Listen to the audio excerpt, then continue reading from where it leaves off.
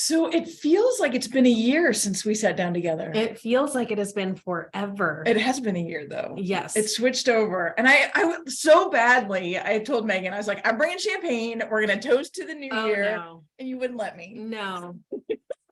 Yeah, I can't, it would kill me for the rest of the day. I would be totally toast. I'd have like champagne all over my desk. So we decided to not do that. But of course, we have, where did December land? How can we shut the door on 2022? What opportunities are we looking forward to? And then I've got 3 big changes by FHFA. And these were murmurs in December, but there was a lot of silence in December. So now all of a sudden, some things are happening. One happened yesterday, one happens February 1st, and one happens the beginning of March. And you're going to want to stick around and hear those because they will impact your buyers' affordability. So we're going to be talking about that, the jobs, interest rates, and all the things on the back half. Megan is going to tee us up for, it's been 2 weeks. Has been So 2 weeks. all the things that are happening. Yep. I went through and I sat down at my computer yesterday morning at 7:30 in the morning. And I didn't move from my computer until about 4 o'clock in the afternoon, unless I had to go to the bathroom or get more coffee to work up all of the stats. And so I got everything done for 2022. Yeah. Yeah. I got the attached report done, the detached report done. I got your appreciation maps by zip code done. And the weekly report, and they're all published now through the links. And so I'll be sending those out this afternoon for you guys. So you've got your year-end wrap up. Yeah, I was like, let's get this done. I was like, let's crank it through. We're gonna get it done. Just rip the Band-Aid. And this morning, you guys got an email. We blasted out the DMAR update just went out for December this morning. So DMAR published it. And then of course I did a video yesterday summarizing 2022 and forecasting some things for 2023. So you get double me, and I'm kind of sorry about that, but not sorry. So that email went out this morning for the end of year DMAR report as well. And I know that we're going to have all the things on December. So here's our quote as we get started, because I think I had my 3 words to start 2023. And I actually think the way 2022 ended and how these first few days are going so far, I am so excited about the opportunities in front of us. I mean, I literally can't share exactly how excited I am about this, but it's going to require work. It's going to require hustle. And here, let's just make sure this is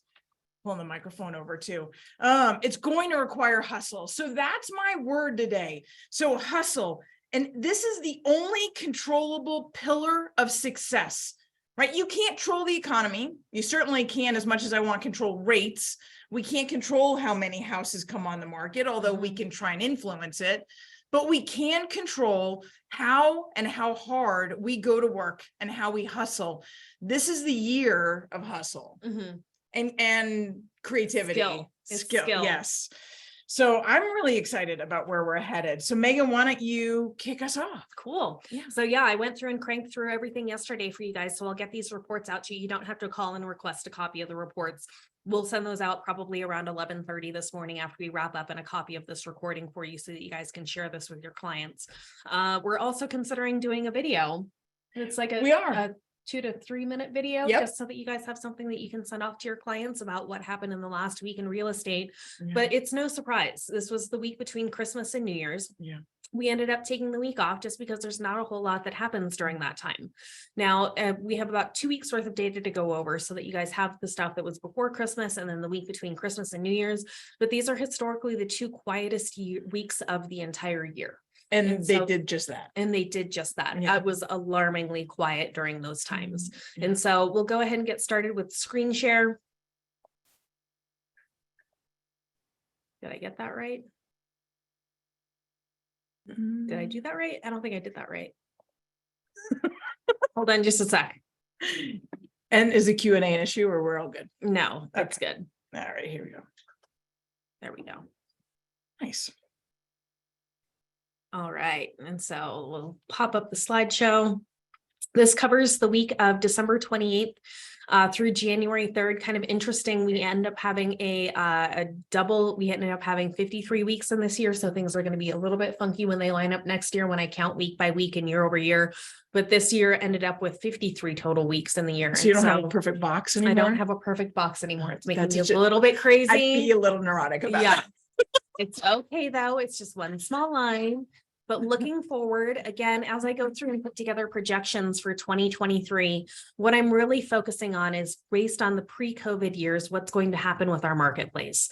And I don't think that we're really going to see our big pickup until we start to hit our target listing month, which is going to be back here in March, April, and May. And it's really after Super Bowl weekend that the real estate market starts to pick up. So we can expect a slightly slower start to this year. There are probably some people out there that have already started their hunt with their New Year's resolutions of getting into a new house this year. And I've heard some people say that I've had buyers that have started popping up, but I don't think it's going to be quite out of the gates like what we've seen in 2020, 2021, and 2022. So I'm focusing a lot more on 2013 through 2019 in terms of what's going to happen with our marketplace. So looking at our target listing months of March, April, and May for really your best time to be in the marketplace based off of all of the data and the analytics that I look at. How we rounded out 2022 is again, our slowest months of the year, our slowest weeks of the year, these last 2 weeks. As we look at what's been happening in the marketplace, we were really on fire up until about April when the market started to cool down, and then it just started to tank from there as interest rates started to spike over 7%. We're now sitting at, what's our interest rate? We're about 6.25. 6.25. Yep. Okay, so interest rates have come down. And so that's encouraging, and hopefully that'll stimulate some more buyer activity as we start to get earlier into next year.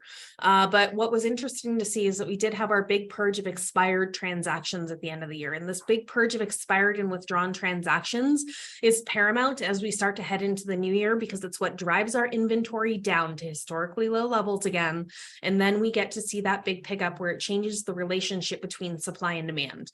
Now, over the last 2 weeks, the week of Christmas, we popped up to 3.4 months worth of inventory, which is the highest we'd measured that in probably about 4 or 5 years. And so again, it was a much slower week that week before Christmas, but then it sped back up the last week where we're now down to 2.6 months worth of inventory. As we start to get into January, February, and March, our month supply of inventory historically goes down as we get into these earlier parts of the year as people start to pick up their buying activity, but it was much slower. So if you were a buyer in this market and you were in the market for the last 2 weeks, you had some really nice negotiating power. So it was important for you guys to have some of that time. Our average daily active count went down by 4.2%. We're going to see that number driven down even more going into this weekend. We only have about 4,200 homes that are available for sale, which is right about where we're supposed to be headed into January for our total listing count of marketable homes that are in the market to be sold. We ended up only putting about 423 units under contract, which was actually more than the last week, the week before Christmas. The week before Christmas was slower than the week after Christmas. So we ended up putting 24% more units under contract than the week of Christmas, but it's again, we're down still from the same month or the same week 1 year ago by about 21%. But here's that big purge of expired listings. We had 811 listings purged from the marketplace with another 124 withdrawn. That happens every year on December 31st, where we end up seeing contracts turn over and people pull their listings from market. And so again, that's paramount as we head into the spring months to drive our inventory down. The odds of selling, oh, this is the wrong, well, actually, no, that's right. It's just my graph is off and I need to rescale this graph. But the odds of selling ended up dropping down to about 34.9% odds of selling, which was down 1.2% over week. As we start to get into January, February, and March, the odds of selling will start to pick back up. Again, the odds of selling is where I basically take into account all of the available listings for sale in a given week versus those that go under contract and or close in the same week. And I project it forward for a 4-week period of time. So if you were to list a home over that week of Christmas to New Year's, we would have about a 35% chance of you getting that under contract in the next 30-day period. We'll start to see this number pick back up again. We're probably not going to hit these historic highs as what we saw back in 2022, but I'm hoping that those numbers will get back up to about 60% by the time that we end up getting into March.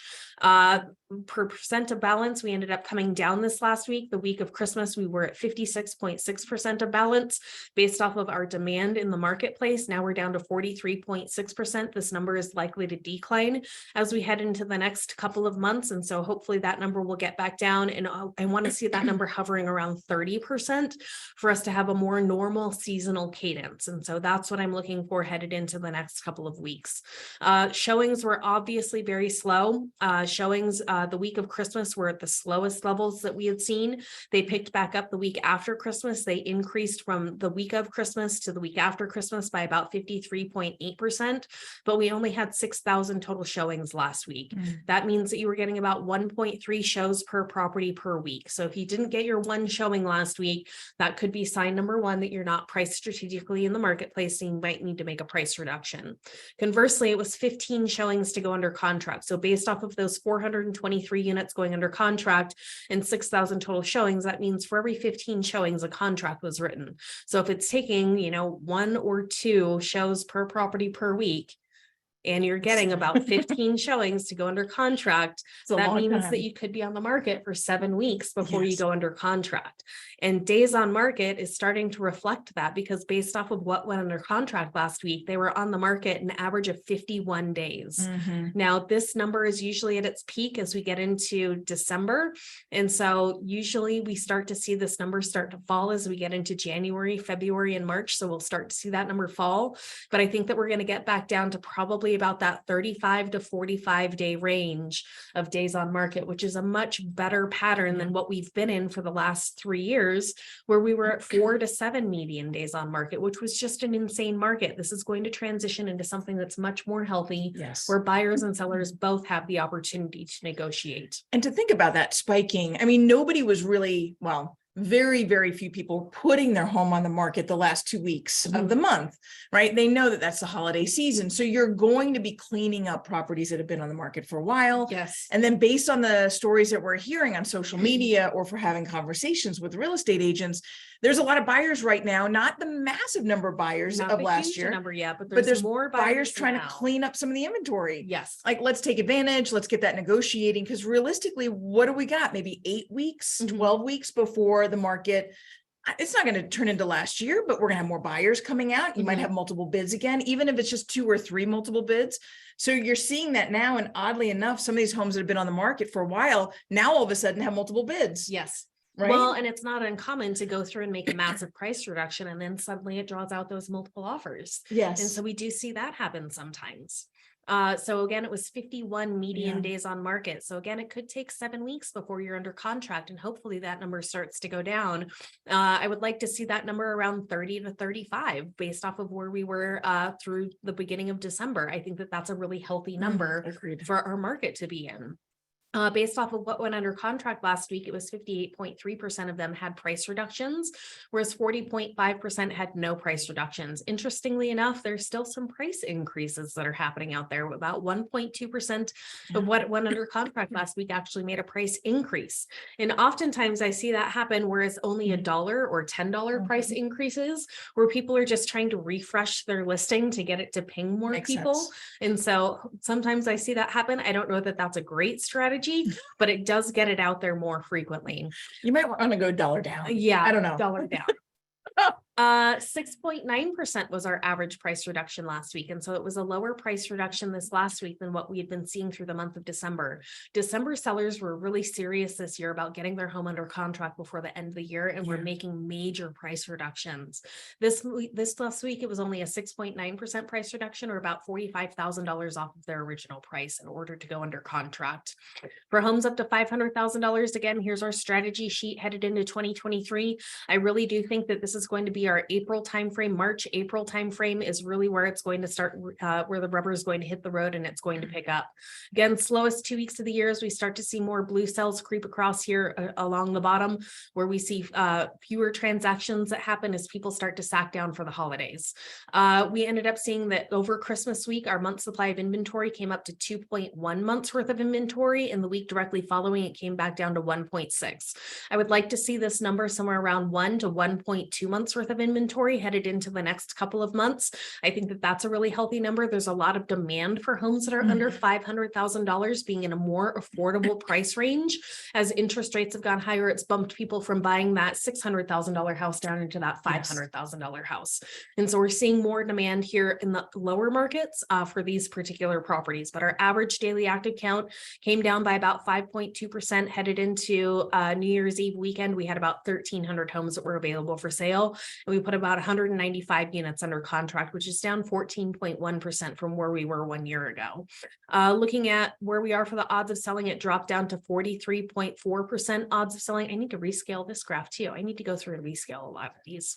But it was a 43.4% odds of selling, whereas the week before that it was 46.4%. So it actually declined. It was a harder week, the week directly following Christmas, right before New Year's, but it was a 43.4% odds of selling. In this market, even though we ended up slowing down, we still only have 27.4% of a balanced market before we get into a transitional market where we would transition into a buyer's market. That number would have to be 100%. And so looking at that, we're still vastly undersupplied with homes under $500,000. This week, we ended up getting about 2 shows per property per week with 2,700 total showings that were set last week in this particular price range. It was about 14 showings to go under contract. So again, about 7 weeks on the market is what we're looking at right now, based off of the number of shows per property per week and how many showings it's taking to go under contract. This week, we stretched out to 37.5% or 37.5 median days on market for half the homes to go under contract. So that could be strike number 3, where if you've been on the market for 37.5 days or longer, that it might be time to make that price reduction. I'd like to see this number hovering right around 30. I think that that's a healthy number for this market. And so hopefully that number will start to pop back down again as buyers start to make their way out to market in the new year. Based off of what went under contract last week, it was 49.5% of them reduced their price. 50% made no price reduction, with again that 0.5% making price increases in there just to get some additional exposure for their listings. We ended up seeing that it was a 7.5% price reduction, which was a little bit lower than the week of Christmas. That was actually about 0.2% lower than what we saw over Christmas, but it was about a $35,000 price reduction to get units under contract for about half the homes. 500 to $1 million, and again, this is by far our largest price range. This is also our most sensitive to interest rate category, where it's about 80% of these borrowers require financing to get into their homes. How much of a percentage of our market was this pre-COVID? It was lower than that. It was like 40, 46, 48% pre-COVID. I had remembered seeing from your slides. Yep. Yeah. Yep. So this price So bracket has grown drastically. Yep.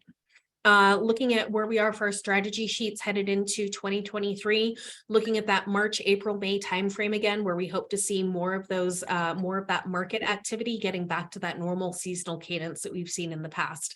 Slowest 2 weeks of the year. Christmas week was a lot slower than what we saw over New Year's week, but it was still a lot slower out there. Over Christmas week, this market popped up to 4.2 months worth of inventory. So getting close to a balanced market, you would have had some strong negotiating power if you were putting homes under contract. That week of Christmas and the week of New Year's, it popped down to 3 months worth of inventory. I think a healthy number for this market is somewhere between 2 and 2.3 months worth of inventory. And so hopefully that number will start to come back down again as we get into the new year. Our average daily active count in this price band dropped by 3.8%. And again, here's that big purge of expired transactions where it came down, or expired listings increased by 537% just week over week. And so again, just due to the way that you guys write your contracts, we end up seeing a lot of those units expiring and going off the market. And so that means that we might likely see a big jump in back on markets as we get into the new year for those people that still want to sell but didn't sell. And so maybe they're changing their broker, maybe they're refreshing their listing, maybe they pulled it from market over the holiday period and they're getting ready to relist. Looking at our odds of selling, it dropped down to 33.1% odds of selling. So low again, as we went through Christmas and New Year's. We'll expect to see this number. I think that a healthy number for this is probably going to be about 45 to 50% odds of selling. And so hopefully that number will start to pick back up here as we get into the next couple of weeks. For percent of balance over Christmas week, we ended up getting up to 70% of balance, and it's now back down to 50.4% balance, percent of a balanced market. So we're about halfway there. there in terms of transitioning into a buyer's market right now. Again, these are holiday weeks, so we can't put a lot of weight on them. We see this big pop of activity as we get into each holiday weekend. Again, Thanksgiving weekend was up to 60%. And so hopefully what we'll start to see is this number be driven back down. I think in order for us to get back into a more normalized market, we need to see this number somewhere between 30 to 40% of balance. We saw one show per property per week in this particular price range. Go back to that just for a second. Yep. So just to be clear, that number is really just a balance of how many showings were set and how many listings were active. Is that So the how many comparison? were active versus how many went under contract? Versus how many went under contract? Yeah, so it's a measurement of supply versus demand. Got it. So looking at that, I mean, you would expect those numbers to go wonky in a 2-week holiday like this, where all the numbers, it's almost like what we were seeing in our market with such low volume, all the numbers were extreme. Yes. Okay. Yep. And so again, it always slows down over these holiday weekends. There's just not a lot of activity. And I was, oh my gosh, on Tuesday this week after the holiday, I was chomping at the bit. Ready to get back to work. Ready to work. It was a slow 2 weeks. Yes. And so I'm ready for the market to pick back up again. Looking at shows per property per week, we were looking at about one show over the last weekend. So if you didn't get your one showing, it might be time to make that price reduction. 14 showings to go under contract. So again, we're looking at a lot longer to get these homes under contract. Median days on market stretched out to 60. And so 2 months on market for half of those homes. So again, we're taking a lot longer to get these units under contract right now. And so again, pay really close attention to your showings, your shows to contracts, and your median days on market. I think a healthy median days on market is probably going to be about 30 to 35 for this market. When interest rates come down, this market will be greatly impacted because more demand will start to surface because again, they are our most interest rate sensitive category. Based off of what went under contract last week, it was 65.1% of them reduced their price, with 33% making no price reductions. Average price reduction came down by a full percent. It was about a 6.6% price reduction, or about $47,000 off of their original price. 1 to 1.5 million, this only represents 7.6% of our overall inventory in the market. This market tends to hit just a little bit earlier. We end up seeing that March is really your best time frame to list. If you're in this 1 to 1.5 million category, and it stays strong March, April, and May. But March is really your target time frame to get those units under contract for the $1 to $1.5 million market. Strategy sheets for 2022 broken out into price range, or I'm sorry, into each week. Slowest 2 weeks of the year, turning most blue down here at the very bottom, with not a whole lot of market activity that's happening. This market over Christmas week hit a 6-month supply of inventory, and it dropped back down to 4.2 months worth of inventory. I think a healthy number for this market is going to be somewhere between 3 to 3.5 months worth of inventory. Will take us back down to where we need to be in order to have that more normal, predictable flow in our marketplace. We ended up having about 331 average daily active units. We ended up seeing 60 units expire this last week, which was an increase of 445% over the previous week. The odds of selling jumped up a little bit from Christmas week. It was bound to 25%. Now it's up to 27.3% odds of selling. This number should start to grow, and I think a good spring number for this will probably be between 45 to 50% odds of selling. We ended up getting up to 67.2% of balance over Christmas week, and we're up to 47% as of New Year's Eve weekend.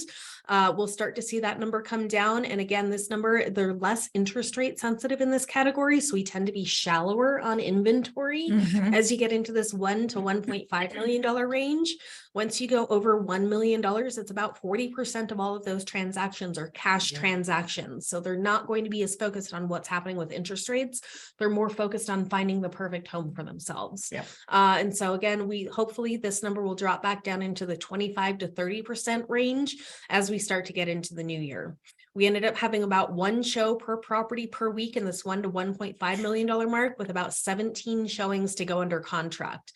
Median days on market Christmas week was 62.5. It popped down to 43.5. I think a good healthy number for this market is going to be somewhere between 35 to 40 median days on market for this particular price range. 61% of them reduced their price. 38.9% had no price reductions.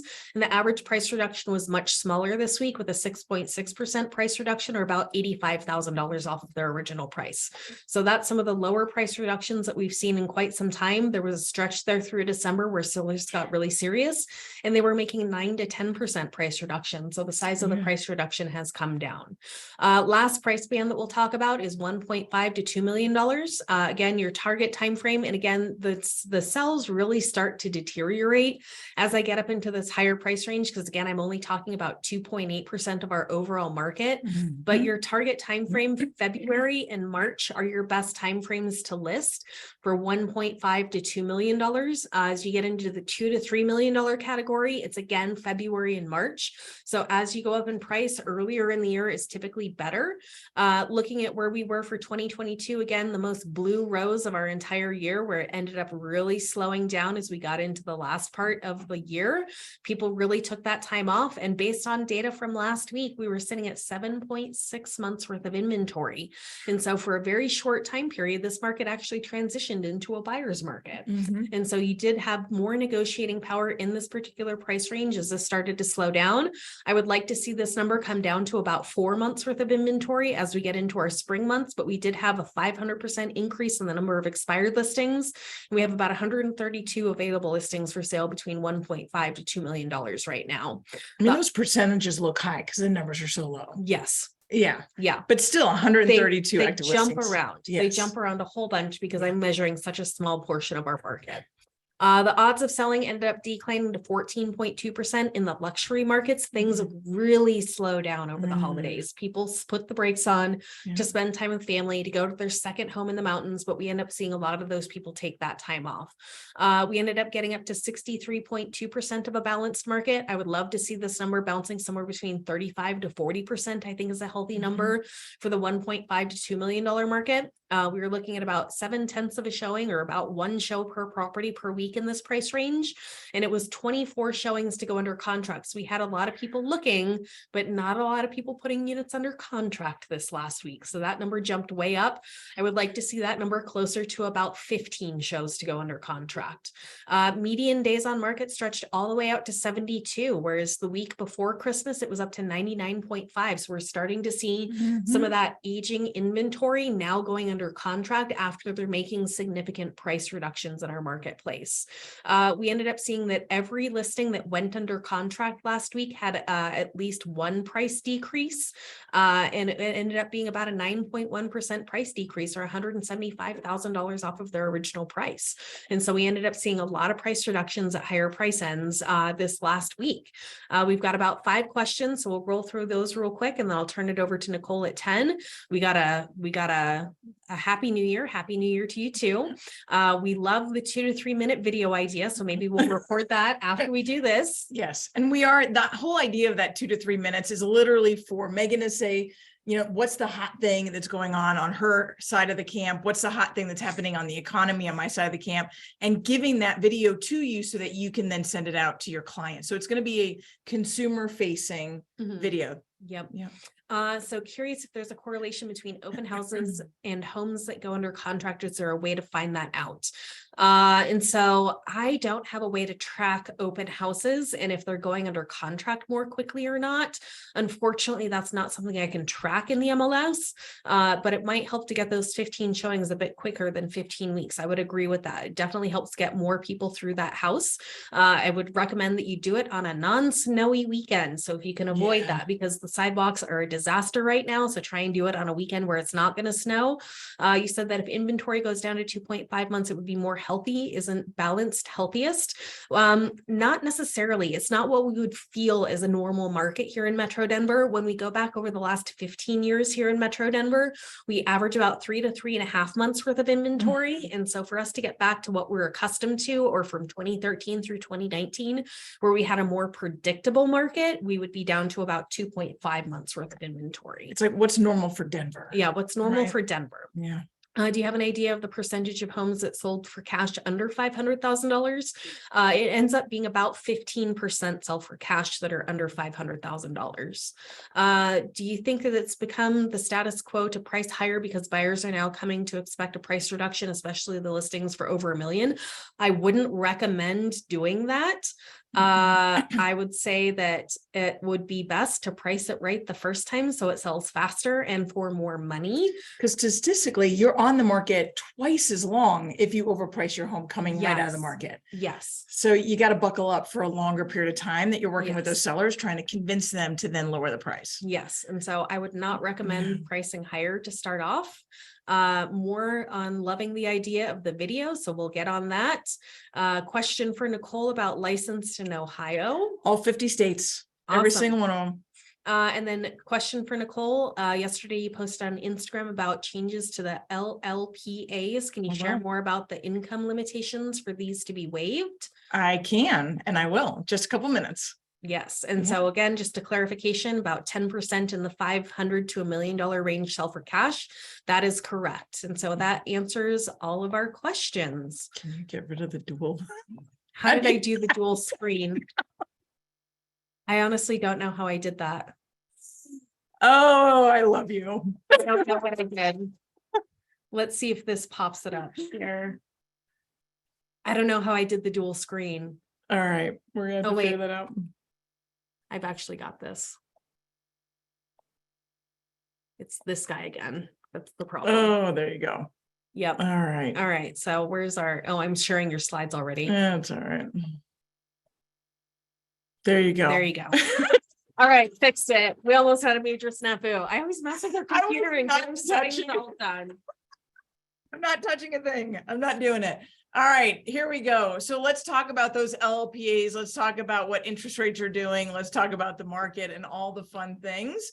Oh, here, let's stop share. We're sharing the wrong slide deck. Oh, I can see that on Facebook. Hi there. You can see your notes. Yeah, Okay. got that. Okay. Hello. It's all good. You guys give me just a second. I'm gonna show the presentation and then share the right slide, right screen. You guys are so patient with us. I so appreciate you. Here we go. All right. So hustle, I swear that is my word. That is absolutely my word for this year. So as we get into this, let's talk a little bit about what's going on, making sure. Yep. All right. The right slide deck is showing up. So really quickly, we are down to the wire. We're within 30 days. The tickets are selling fast at this point. In fact, the VIP tickets are almost sold out.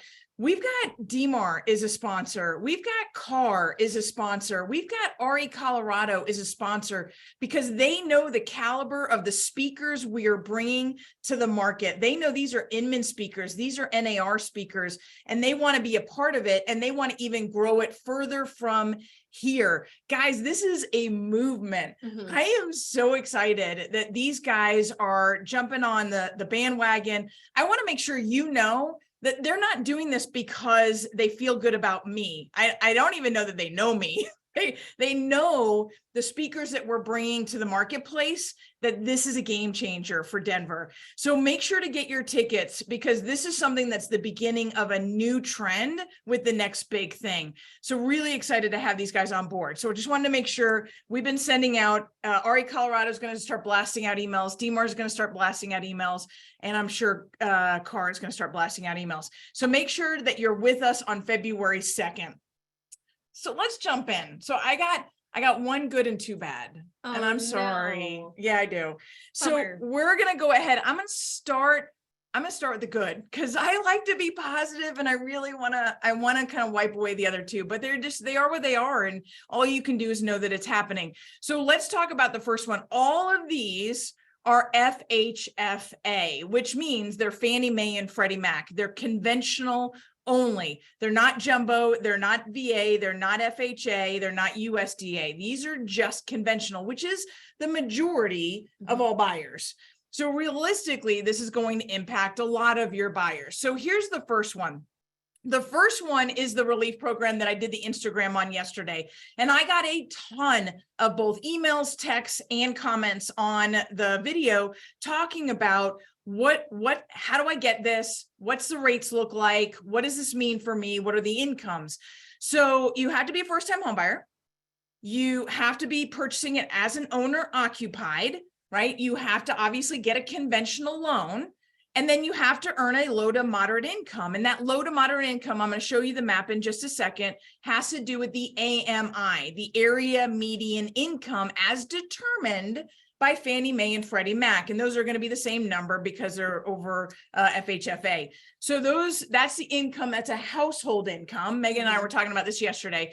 So that's a household income. So they're looking at, I mean, if you've got, it's both spouses, as long as you're looking at who is on the loan. Now, if you have somebody that's not on the loan, we're not going to be looking at that. There's a household income as it relates to USDA. And even if you have, say, an aging parent who has Social Security income, household income for a USDA loan includes all of the ancillary incomes. It could be that you have a young adult child living with you and they have a part-time job. That would be included in your overarching household income for USDA. This is going to be as it pertains to qualifying you for the loan. So qualifying household income. So let's look at how you figure that out. And these are LLPAs. So let's define that really quickly. So it's a loan level price adjustment. And these LLPAs are all behind the scenes. So it's not going to be a rate that a lender is going to quote to you. So I might quote to you 6.25. Let's just throw out a number. But how I got to the 6.25 is in the back end of my rate sheet. It's not even going to be something that we typically talk about unless it's an LLPA I can control, like based on your credit score. There are LLPAs that get worse, higher, based on you having a lower credit score, or maybe it's based on your down payment, or maybe it's based on the use of the property. And that's where we might look at a second home. Is it a second home as an investment, or will you be living in that home? So conversations around that are trying to work the LLPAs to our favor. And some of them you just simply can't work around.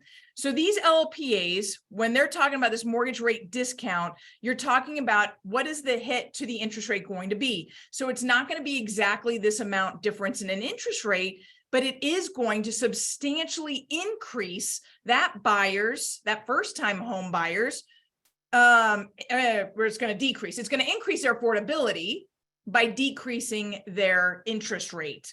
And so it really does impact the lower end credit score buyers most. So the 620 to 640 get a really big boost. And this amount of LLPA has been waived for those first-time home buyers. They're trying to get more buyers, typically lower income buyers, have lower credit scores. It's not a 1-for-1, but it becomes more typical. So they're really doing everything that they can to help the lower income, lower credit score buyers get into home ownership and start building that credit up, right? So all of that is for this. So as you're trying to figure out what is that income, you're going to go and Google Fannie Mae area median income, and it's going to bring you to this lookup tool. And based on this lookup tool, you can see the zip codes. Now, all of the metros, the major metro areas around Denver are all going to be about the same. But if I start heading up north to Boulder, or if I start heading south or east, it's going to change. It's going to go higher or it's going to go lower. You go out to the mountains, it's going to go higher again. So it's taking a population count of who lives in that area and determining what the net income is. And a lot of it, as I mentioned, is kind of the same. It's at 117, 400 or 800. And then the high cost areas where we're a high balance loan limits here in the Denver market, it even gives you a 20% boost in available income. So you're talking about the eligibility on these programs could be $117,000 to $141,000 a year. That impacts a lot of our homeowners here in Denver, right? So we're not talking about a $60,000 income. We're talking double that. So this is definitely something that you're going to want to know. And this is the part where working with a lender that's staying on top of the guidelines is integral to your success as much as it is working with title that understands the idiosyncrasies of getting your property to the closing table, right? This is the part where I actually saved 3 deals this last week where other lenders just didn't ask the right questions. So I get it. You want to choose partnerships based on having coffee, but make sure that you're choosing those partnerships based on the stability and expertise that partner is bringing to the table so that you don't have to shift gears in the middle of the transaction, right? Which is a nightmare. It is challenging. It puts everybody into a scramble. So you just got to put your trust in the right place. And in this market, especially this year, we're talking creativity, we're talking knowledge share, and we're talking protecting your clients. So this is a really big news, and it's a really big win. So you do have to know, you don't just automatically get it. You have to know how to enter the income into the system, and then how to look for the interest rates, how to run it through Optimal Blue, which is one of the rate programs that we use as lenders. So it's not a slam dunk. The lender has to know to look for it and set up the file the right way to get it. Big difference here. All right, here's the bad news. Don't shoot the messenger. So one of the things that the FHFA and Sandra Thompson is doing by trying to create more of an avenue towards home ownership for those lower income borrowers is putting it on the backs of other borrowers. Regretfully, somebody has to pay the bill. The bill, as we all know, we've seen the changes. First, it was the hit to the investment properties, then it was a hit to the second homes, and then it became the hit to the cash outs. We had that, some of it got reverted. That's coming back, and it's coming back in a big way. So effective until January 31st, again, these are LLPAs. So these are the additions that Fannie Mae and Freddie Mac are going to charge me, the lender, which is then passed on to the borrower, which increases the interest rate. Again, it's not a 1-for-1, but if I see, say, a 1% here, that means that there's a 1% hit. Like, say you want to pay a 1% discount point to buy down the rate. This is literally the exact same thing. You're not paying 1% to get the rate to drop 1%. You're paying 1% to move the rate maybe a quarter or a half. So that's the same thing. This way, it's the opposite. It's actually costing you 1% more in this matrix for a 60 to 70% LTV for a 700 credit score. Now that's up and through January 31st, effective starting February 1st. Those all go up, except for the lowest credit scores go slightly down. Again, this is complete alignment with what they're doing and trying to help those borrowers that have been struggling to get into home ownership. So all cash outs are going to have this hit. So everybody's been talking about, and I hate this saying, and I haven't said it once, I'm going to say it right now. Everybody's been talking about date the rate and marry the house. And yes, I was all in for doing this, but the flipping right over and doing any kind of refinance, you're really going to want to, cash out's probably not going to be the way to go. You might do a rate and term refinance and then get a HELOC. Again, it's strategy, but there is also a change even to the refinances. So let's talk about that. So now there's a seasoning requirement as well. Now you can rate and term refinance still. This is just for the cash outs, right? So if you've got a lot of equity, so if you bought the house and you just simply want to get a lower rate, that's a different conversation. This is if you do have some equity, which I know the equity has been going down. Home prices have been lowering slightly, so you're not going to be pulling out a ton of equity, but maybe you did earlier in the year, you bought a home for a lot extra, or maybe you put more down because you wanted to get that monthly payment where you needed it, and now you want to pull some of that cash out. All of those conversations that we're having to really engage with are shifting. Now, Freddie Mac just announced it. It starts March 7th. Fannie Mae hasn't announced it yet, but they're coming, that there's a 12-month seasoning requirement. You have to own the home for 12 months before you can pull cash out of it. Yes. So so what I'm waiting to find out is this also going to impact delayed financing? So delayed financing is where you bought the house with cash, and then you can immediately do a cash out refinance with Fannie Mae and pull that money right back out again within the 6 months. Now, there used to be, you had to wait 6 months to pull the cash out, and that's still the case. They bumped it out to 12. But there was delayed financing. I have not heard whether or not that's going away, but the moment I do hear, you guys will be the first ones to know. So if someone buys a house cash, yes, they've got to wait 12 months before they can go through and apply a loan to that property and cash out that transaction. So they're effectively locking up their money for 12 months if they're buying a cash house. Yes and no. Okay. So yes, based on this, there is a program still, which they have not announced yet, called delayed financing. Okay. And that's if you bought the house with your cash. Right. So if you got, say, hard money, or if you got cash from a couple different places, then it gets challenging to do a delayed financing. But a delayed financing is like, literally, I had a savings account. I paid for the house with cash with my savings account. I can paper trail where the money came from. I can do a delayed financing right away. That's what Fannie Mae. They haven't made their announcement yet. So we're When do going we to, expect that? well, certainly before March 7th. Yes. Okay. But the moment we hear, we will be letting you know. So that's the thing. So right now, Freddie Mac is saying you've got to wait 12 months. So yeah, effectively. So they put a prepayment penalty on there. Wow. This is kind of how. Yeah. All right. So let's talk about the economy really quickly. What kind of time? So the 10-year treasury, we talked about this, or I've been talking about this on social media, definitely on my Saturday post. If you're not getting my Saturday emails, then you're missing my rants. But talking about the fact that the last 2 weeks of December were really a low volume, high impact 2 weeks. The same thing that we were just talking about, these percentages look so extreme. We were seeing that in our yields. We were seeing China opening up, and we were seeing Japan go hawkish, and we saw a $1.7 trillion spending package that snuck in there right before the end of the year. Because why not? Right now is about the time that we need to sell more bonds to create more demand to fund a stimulus package. So all of that impacted the bonds tremendously over the last 2 years. And right now it looks like they took a little bit of a dip, but they're just kind of waiting what's happening with the CPI, what's happening with the Fed. Some news that came out this week isn't good news, and I would actually expect this to go right back up again. But right now we saw a little bit of a dip yesterday based on some manufacturing numbers that came out. Again, there's some news today that I'm going to talk about in just a minute. So we're waiting to find out what's happening with inflation. Are we going to get another 1 or 2 months of a declining inflation? What's the Fed going to do? Are they going to keep doing the quarters? Are they only going to do it twice more? There's a lot of economic information that we're still processing. Initial jobless claims came out.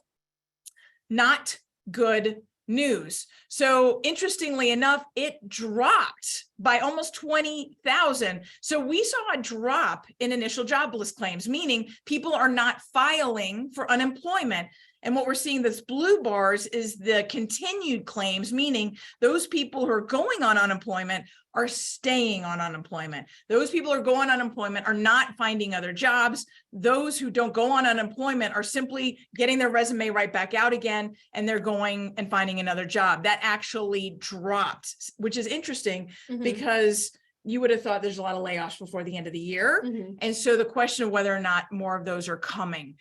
ADP job report number just came out this morning and shocked the market. So this is one of the reasons why the bonds are not happy today. We were expecting quite a bit less. We were expecting 153,000 jobs created. Now, many times there's jobs created, even in a massive slowdown, you're going to have some job creation, but we had 235,000 jobs created in December. That is a really big number and really counter to what we've been hearing, and certainly counter to what the Fed wants. This is not going to help us with interest rates going into the spring. Job openings barely moved. They stayed flat at 10.5 million. So we have 1.7 jobs for every unemployed worker. So there are still plenty of jobs. So why those folks that are still staying on unemployment, whether or not they just have the right skills to re-enter the workforce, or maybe the motivation to find the right job. But there are 1.7 jobs for every person going out looking for it. Fed meeting minutes also came out this week. Couple things. They continue to state that they are going to continue with their restrictive policy stance until we get close to that 2%, and don't expect to get anywhere near the 2% inflation numbers for a year. So they're really saying, guys, I know you want it. We can't revert and change directions too soon, or else inflation is going to stick around. In fact, they said none of the members, zero, expect rate cuts in 2023, even though a lot of the market is baking it in for the fall. So we're all kind of hoping that they start to relax on this the second half. We're going to have to see some massive job loss, unemployment going up, the economy slowing down. In order to get there. So right now, it's just not there. Mortgage purchase applications went down 12% over the last 2 weeks. You thought you were quiet. It was quiet. It was quiet. It was quiet. So we actually saw that the mortgage purchase applications went down. Now, not a huge change from what I would expect. I mean, you're talking about the 2 weeks of the holiday, But certainly these 2 weeks of increasing rates where we saw interest rates go from 6.125 back up over 6.5, that's going to slow anyone down. So we certainly saw some folks slowing down. Mortgage purchase applications, we're hoping we were on a really nice trend there. We were on 7 weeks of increasing, and that stalled. So hopefully that'll come right back up again with January. Certainly we're talking to a lot of people, a lot of folks, not the massive, but we're talking to people who are taking advantage. The strategic buyers are out right now trying to get those last deals where they can get a price reduction, they can get all the inspection, they can get a interest rate buy down. Lumber actually came down, so that's good news. It's actually pre-pandemic. I got to throw in the good news whenever I can find it. Good news. I found it. There it is. That's your good news for the day. Consumer confidence is up. In fact, it's the highest it's been since April. I don't love this. I have to admit, like, I love the fact that people are confident and people want to spend. People aren't spending on goods, they're spending on services. We're seeing that travel is up and some other things, but confidence is up. I love that confidence is up, but if confidence is up, they're also spending. And as long as they're spending, we're not going into an economic slowdown. So this is a little bit of that mixed news that I didn't love seeing, but yet, of course, I do like happy people. So there's that. So, George Ratu he's a senior economist for Realtor.com. He's like, on one hand, we're seeing the economy strong, right? Like wages are going up, consumer confidence hit the highest point in 8 months. But on the other hand, we're hearing rumors that businesses are still having to lay off, that corporate executives are feeling more bearish, right? We're seeing that we don't even know that it's hit the full impact of the corporate earnings yet. And are those people going to have to start laying off in 2023? So we're getting a lot of mixed messages in the economy and in the news cycles right now. But that confidence is spurring on this continued spending, but they're spending out what they don't really have. So this is an indicator that this recession is coming, because it has to stop. Like, you run out of savings at some point, you tap out your credit limit at some point. So we're seeing credit cards balances are hitting a high. We're seeing personal savings are down very minimally. Right now it's at 2.4%. Historically, it's at 8%. So at some point, we see a slowdown. Now, for us in housing, that's not bad news. In fact, that's actually kind of good news. If we see this slowdown in economic spending, and we continue to see the inflation go down, and we see some of the pressure on wage increases come down, then we start to see an economy where we allow for that supply and demand to continue to go back in alignment. All of that and that recession and that slowdown economy is good for housing, because we're so dependent on interest rates.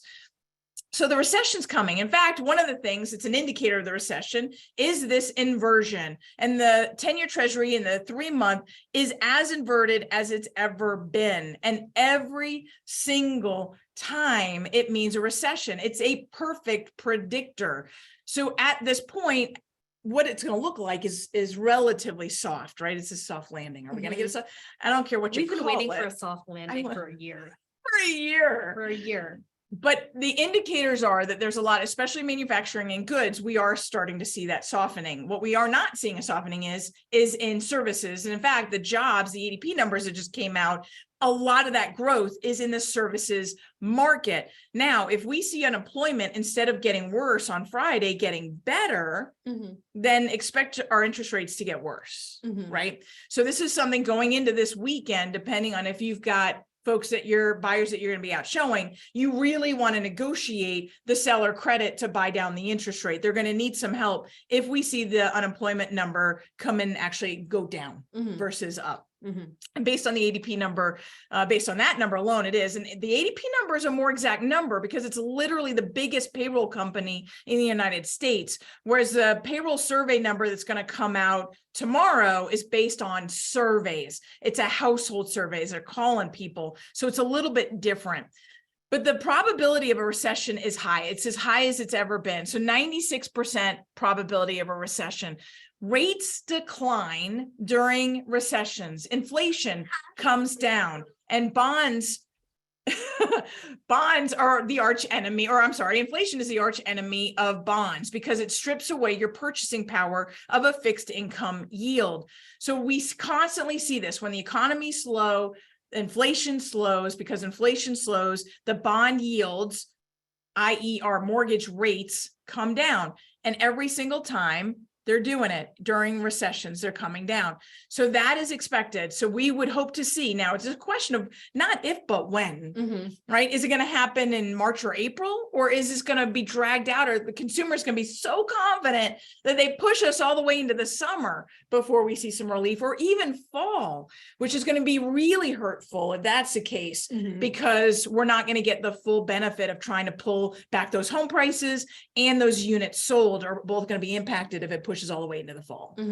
Right. But if the Fed is saying specifically that they are not wanting to change course at all in 2023, and if we don't see inflation continue to make strides downward and we continue to see spending up, that is what's going to happen. Yet I'm still hopeful that we're going to start to see interest rates turn around in that March-April timeframe.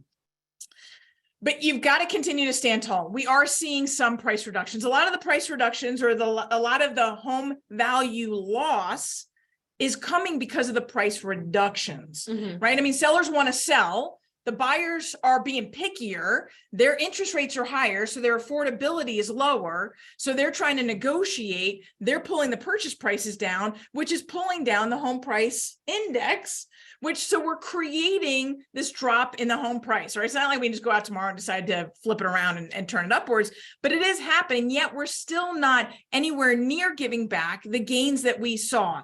So, I mean, we're up, the Denver Metro specifically is up 150% in the last 10 years, almost 45% in the last 2 years. And so far we're down 5%. So this number still has 2 months left of data to collect because it's core logic. So it's a little bit dated. So I'd expect this is to land closer to 8 to 10, right? Because we know what happened in November and December. But even still, giving up 10% versus 45% versus 150%, not really a price crash. It's more like a moderation. So making sure that we're using the right vernacular, making sure that we're communicating this, that yes, if you bought earlier 2023, you are deeply impacted. But if you've been in your home for a while, it is a price correction. It's a mindset shift. So really quickly, with the last couple minutes, I have been talking more and more about bridge loans, and I've been talking about them. Last week, we talked all about the DSCR loans where you don't need any income documentation. I'm bringing back the bridge loan conversation because if a house is selling that you were planning on using those funds to purchase the new house, we're doing bridge loans where if you've got enough equity in the house that you're selling and or you have multiple homes with equity, you can do that with no money down. We just got a call yesterday where they hit their contingency deadline. We flipped it over to a bridge. We can get it closed in as little as 2 weeks, and not only save that deal, but put that person in a position where he doesn't have to go sell his other property at such a steep discount because he wants to get closed on the new home. It's going to give him time to price it accordingly and appropriately, and maybe even take advantage of some of the pickup that we're going to have back in the spring. So this is a really good conversation. Don't feel like your hands are tied. You have options. Not only do we have the jumbo and govy and conventional loans at very competitive interest rates, but we have all the other alternative loans that when we say yes, we mean yes. Like it's going to get to the closing table, even if the situation twists where it doesn't end up exactly how we started it. And as a reminder, and this was a great question because we had it earlier, we do lend in all 50 states and 3 territories in case you're buying in Puerto Rico, because some people do. So I'm going to stop sharing and see if we have any questions before we land the plane. All right. You guys are great. Thank you. Where do you find the data on the percentage of transactions that sell for cash? So through RE Colorado. I go through and I can look at the type of financing that was used on the transactions. And so it's a toggle where I can actually run counts based off of what was a cash transaction versus what was an FHA transaction versus VA transactions. And so it's something that you can track through RE Colorado. Yeah. The conforming loan limit for 4 units is around 1.5. Yeah, it keeps going up, which is fantastic. Does this mean that someone that could purchase a fourplex as a primary residence with 3 to 3.5% down with a conventional or FHA, will any of these loans take into account the income generated from the property?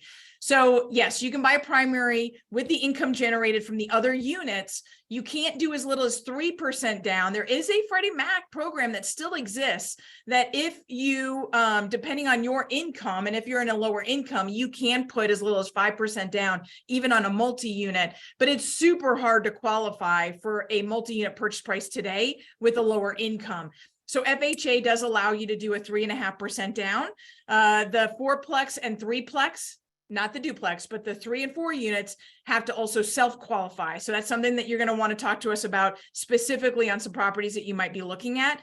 But otherwise, you do need 15% down on a duplex or 20% down on a 3 or 4 unit. All right. What's your general advice opinion on pulling out equity from homes that have little to no mortgage remaining in 2023? Well, it's going to cost you a little more. So it depends on, can you use the money, right? I mean, it's always, so this is the interest rate it's going to cost me. Can I invest that money at a higher rate of return than the interest rate? And if I'm investing in other real estate, and depending on the market I'm investing it in, or if I'm investing in other opportunities that I feel like it's going to give me a better rate of return than the interest rate that I'm getting on that cash, then it still makes sense. But you want to be a savvy investor. You don't want to just pull it out to do what? If you're pulling out a small amount, I'd go with a HELOC. But any larger amount, we know HELOC rates are still going up, so it's a risk. What's keeping us out of formal recession right now? Is it relatively low employment? What would need to, in order to officially be in a recession? Officially be in a recession, we've got to see that GDP decline due to real consumer spending, not what happened first and second quarter last year, where it was due to the supply chain issues. So it has to be real consumer spending needs to slow down, which is 70% of the GDP. And you guys, they just keep spending. Americans love to spend. So they're going to spend out their savings, they're going to spend out their credit cards, and then they're going to stop, and we're going to be in a recession. And some of that has to do with the workforce and losing their jobs. Who do I have my client contact at your company for a bridge loan? Am I the contact? Yes, I'm the contact. And then Nick DeMiro on my team has been doing a ton of our non-QMs. So you can email me and I'll have Nick jump on it right away. Dig you both. Nice. I like dig you both. I haven't heard it. That's all right, Paul. That's awesome. Are the lending standards underwriting in Puerto Rico the same as they are here in Yes, they are. There's a little bit more restrictions on some of like the loan to values, but yes, the lending standards are the same. The underwriting guidelines from Fannie Mae or Freddie Mac are the same. I'd love to send my next buyers to you. Yes, both of us. You can do that on the buy side too. You write us into the contract as First American Title. Oh, there you go. Do you know how many cash buyers are in the 1 to 5? Over 40%. Okay, it's a lot, right? Happy New Year to you guys too. With regards to other questions, if you want larger amounts, what opinions do I have besides a HELOC? Cash out refinance, a HELOC, personal loans, right? You could do other things and restructure your debt. Loans from your 401k, IRA. You could look at your retirement accounts or your investment accounts as a draw for cash as well. Definitely a conversation that we can look through all of your asset opportunities and kind of dive through those. Terry says the news indicated that there would be rebates coming out. Won't that increase spending? Like tax rebates? I didn't hear that news. Did you? I haven't heard that news. I haven't heard that news either. But we've gotten tax rebates the last couple of years. I don't know how far 500 gets you. It doesn't get me very far. Where do you find the data on the percentage of homes purchased with cash? You already talked about that? Yep. Will you put this on the Facebook Ignite page to rewatch, and it's also on Megan Aller's Facebook page. Email it out. Yeah, it's on my page. I tagged Nicole to it, so you can check it out on both of our pages as well. I'll be emailing out a copy of this as well about 11:30, so you should get a copy of that. Well, do you recommend waiting until February to list a $1.8 million SFR? Yes, right after Super Bowl weekend is when the market picks up. Showings increase by a rate of 30 to 40% the weekend directly following Super Bowl. So that's your target time frame in listing those properties. And then I want to confirm for the last 2 years, the Denver metro market was up 40% and down 8 to 10%. It was up almost 45% during the last 2 years. So from January 2020 through the height, we hit the 45%, 44.1 whatever that was, 8. Mhm. And then we've lost so far officially, we've lost 4.95%, but we still have 2 months of data to collect because CoreLogic is always going to be a little bit dated. So we'll get that out as quickly as I can get it. Do you recommend the same time frame for 500? Yep. 2 million. Right, Yep. right after Super Bowl weekend, beginning of March is your best time frames. Well, you guys had lots of great questions, so Mhm. we went a few minutes over. Sorry for you guys that, well, no, we're not sorry at all. We enjoyed the time together. Thank you for hanging out with us. It would be a pleasure for the two of us to serve your clients at the closing table with loans, with title work. I know Megan Aller works extremely hard for her clients. I know that I use her for all of our lending needs. Thank you so much. Title work, lending needs. Mhm. And then if you can give us a call, our team would love to go to work for you. Nicole Ruth with One Trust Home Loans. You guys have an amazing rest of your day and weekend. Happy New Year. Happy New Year.